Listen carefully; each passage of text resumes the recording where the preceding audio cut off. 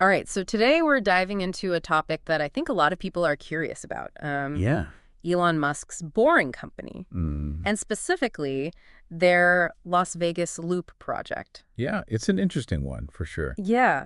You've brought in a really interesting collection of articles about it, sort of spanning from those very splashy headlines back in 2018 when this whole thing was announced, to some more recent pieces that give us a glimpse into how it's actually playing out. It really does feel like we've gone through this whole evolution with this project. We started with this really grand vision, and now we're starting to see, well, what the reality of trying to build something like this actually looks like. Mhm. And I think those recent pieces you mentioned really highlight that shift, from hype to reality. Exactly. And that's kind of what I'm hoping we can dig into today, separating the hype from what's actually happening on the ground, what's worked, what hasn't, and maybe what it all means for the future of transportation. So to kick things off, I think it's worth going back to that initial reveal back in 2018. I mean, it was classic Elon, right? Oh, absolutely. He's coming out with this modified Tesla Model X, Yeah. talking about revolutionizing transportation. It was all very exciting.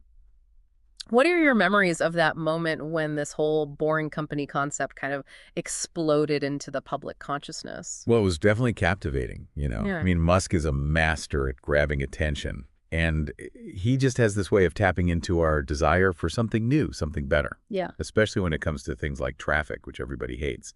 So yeah, he comes out, he's talking about these high-speed loops under cities, slashing commute times. Who wouldn't be excited by that? It was a bold vision, and it definitely captured the imagination. Yeah, and he backed it up, at least initially, with that 1.14-mile test tunnel he built in Hawthorne, California. I remember thinking at the time, okay, this is actually happening. But then as I was going through these articles, I started to see that the reality of that Hawthorne tunnel was maybe a little less impressive than the hype. Yeah, the test rides were, shall we say, a bit rough. A little bumpy. Not exactly the smooth, silent, high-speed ride we were promised. Right? Not quite the seamless experience he'd painted in those early presentations. And I think that's when some of the skepticism started to creep in. People started to realize that maybe, just maybe, building a network of these tunnels under a city like Los Angeles, or any major city for that matter, was going to be a tad more complicated than, well, just digging a hole. Yeah, the logistics are a little more complex than that. And speaking of complex, let's talk about the Chicago Loop project, which was announced, just a few months after the Hawthorne Tunnel debuted? Yeah, that was another one of those big, ambitious Musk projects, a 17-mile loop connecting downtown Chicago to O'Hare Airport. It seemed like a perfect fit, right? A city notorious for its traffic, a busy airport, and here comes Elon with this futuristic solution. But then, well, the Chicago Loop kind of disappeared, didn't it? It did, and it never really came back. The Chicago Loop is a good example, I think, of just how hard it is to translate these big visionary ideas into reality, especially when you're talking about something as complex as tunneling under a major city. You've got all these layers of bureaucracy, permits, regulations, not to mention the actual engineering challenges and the costs, which can be astronomical. Yeah, it seemed like those regulatory hurdles were a major sticking point in Chicago, right? They were a huge factor. Getting buy-in from city officials is crucial for any large-scale infrastructure project. And I think in the case of the Chicago Loop, there were just too many concerns from the city council about the project's feasibility, the cost, the potential disruption, and whether it would actually deliver on its promises. So you've got these grand visions kind of bumping up against the very real-world realities of, well, construction and politics. Exactly. It's not always a smooth ride, is it? Definitely not. And it seems like those challenges, both logistical and political, played a big part in the Chicago Loop's downfall, which leads us to Las Vegas, where the Boring Company's vision, at least on the surface, seems to have actually materialized. Well, sort of, right. I mean, the Las Vegas Convention Center loop is up and running, but it's definitely not the Hyperloop, is it? Right. It's not those autonomous pods zipping through vacuum tubes that we saw in those early renderings. It's basically Teslas and tunnels, right?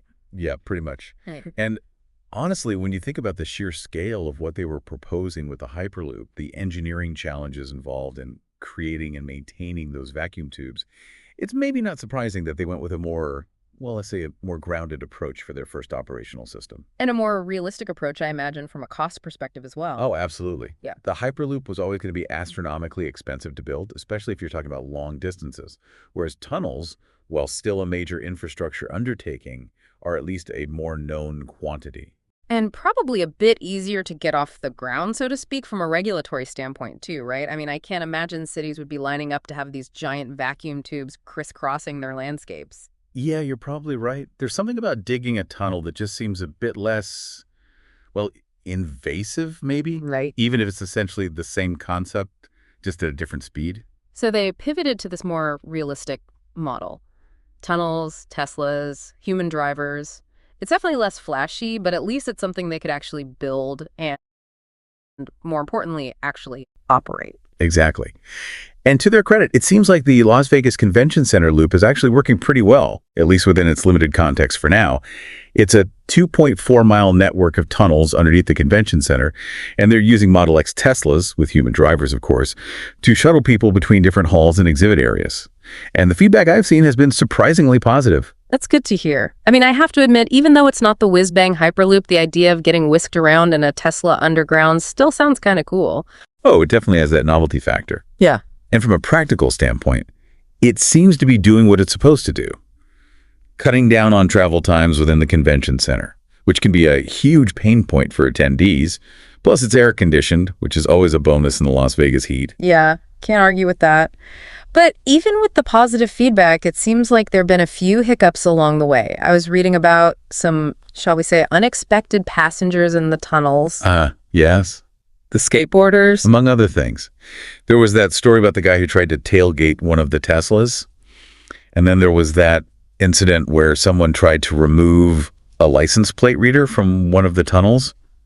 It seems like they weren't quite prepared for for the human element of all this. You know, it's funny how often that happens, isn't it? You can have the most well-thought-out plans, the most cutting-edge technology, but you can't always predict how people are going to interact with it. And in the case of the Loop, it seems like those license plate readers have become a bit of a focal point. Yeah, I was curious about this. It seems like they're using them for more than just, well, reading license plates. They are. Each car that enters the tunnel gets registered and tracked by these readers, which allows the boring company to monitor traffic flow, make sure only authorized vehicles are entering the system, and I imagine respond more quickly to any incidents like, skateboarders or overzealous tailgaters. So it's not just about convenience and efficiency, but also about security and control, especially in this kind of unique underground environment. Exactly. And I think those incidents you mentioned, even though they might seem kind of funny in retrospect, highlight just how important that aspect is going to be as they expand this system. Because let's face it, the Las Vegas Loop is just a small-scale pilot compared to what they ultimately envision, right? It's interesting, though, right? Because even with all those kinks, they're still full steam ahead with expansion plans. Yeah, they don't seem to be slowing down anytime soon. No, not at all. I mean, they've already expanded beyond the convention center, right? There are stations at some of the hotels now. Yep.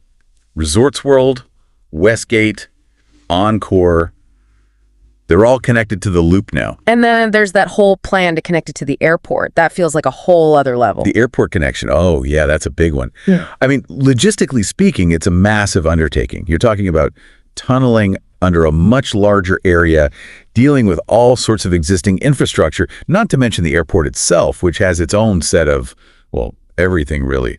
Security protocols, regulations, you name it. And probably a whole different level of scrutiny from the authorities, too, I'd imagine. Oh, absolutely. Airport security is no joke, and rightfully so. Integrating a system like this into that environment, it's going to be a challenge, to say the least. It makes me wonder if maybe that's part of the reason they started with the convention center, Kind of a proof of concept. Yeah, like a smaller, more controlled environment to work out the kinks before tackling something as complex as an airport. Could be. And it's not like the convention center is a small potatoes operation either. It's huge, and it gives them a chance to, really put the system through its paces with a lot of passengers, different traffic patterns, all of that. Yeah, see how people actually use it, right? Which, based on those early hiccups, seems to be just as important as the technology itself. Absolutely. Human behavior is always the wild card in these things, isn't it? No matter how well you design a system, you can't always predict how people are going to interact with it. So where do you think this all goes from here? I mean, we've got this more realistic version of the loop up and running in Vegas. They're expanding it, but it's still a far cry from those early Hyperloop dreams. Has the Boring Company's vision changed, or are they just taking a more, boring approach for now? That's the million-dollar question, isn't it? And I honestly don't think there's a straightforward answer. On the one hand, they've clearly shifted away from that initial, disrupt everything, mentality. They're focusing on more incremental progress, proving the technology works on a smaller scale, building relationships, all that. But on the other hand, you don't get the sense that they've abandoned those bigger ambitions entirely. It's more like they've realized that maybe the path to revolutionizing transportation is a bit longer and windier than they initially thought. A bit more, well, boring, you might say. Exactly. But hey, even boring progress is still progress, right? And who knows, maybe this more measured approach is actually what it takes to get people on board with the idea of underground transportation. Start small, build trust, and then who knows, maybe those Hyperloop dreams will start to seem a little less far-fetched. It's been fascinating to follow this whole journey from those early days of hype and speculation to where we are now.